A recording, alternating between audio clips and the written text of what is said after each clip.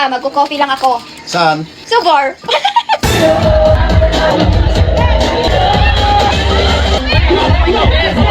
Ayaw, di ma.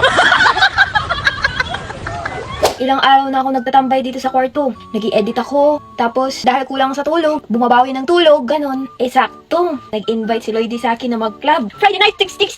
Eh, ayaw ko mag-inom. Hintayin nyo, magka-club si madam. Tapos, magkakape lang. Ano kaya iisipin ng mga tao nun? Siyempre, hindi na ako mapapansin kasi nagwalwal ng mga yun. Magbibihis ako. And 1, 2, 3. Moosh! Outfitan, malupit.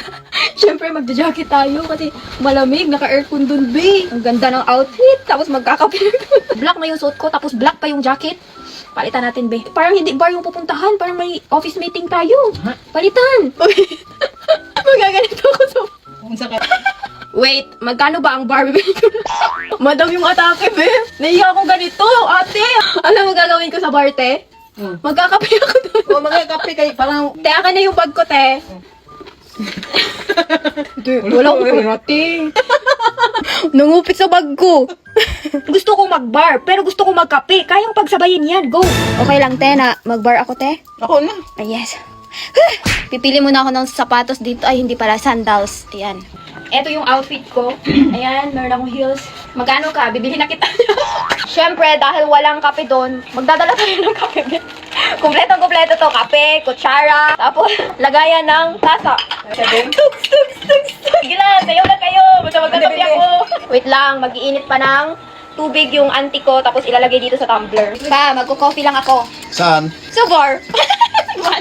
Nakapag-init na kami, tapos nilagay na namin sa tumbler. Kasama ko si Ivy kasi bawal umalis na mag-isa.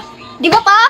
Oo. Di ba? Correct! Pa, wag mo kong sarahan pa, ha? Uuwi naman ako. Wag mo kong sarahan. Goodbye, Dad! Naalis na kami. Lloyd, papunta na ako. Wait lang.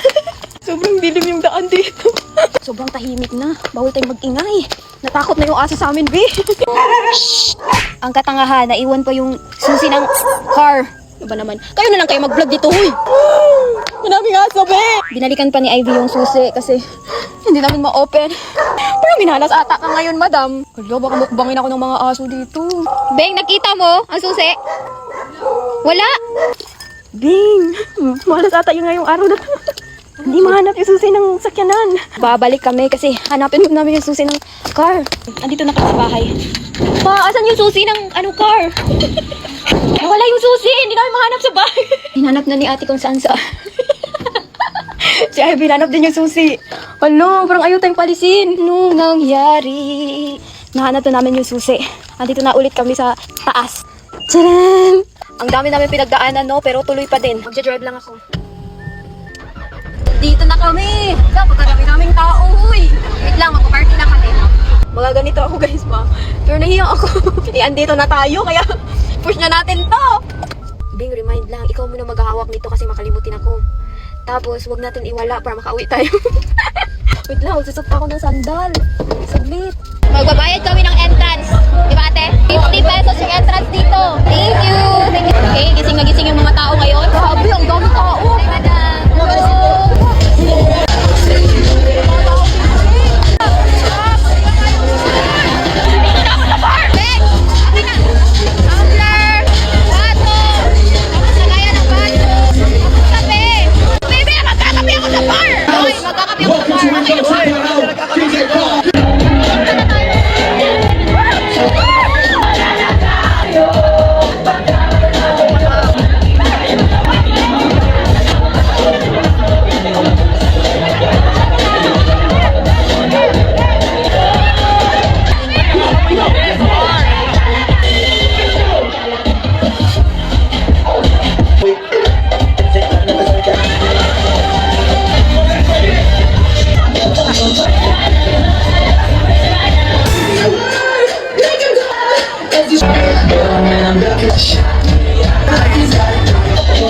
I'm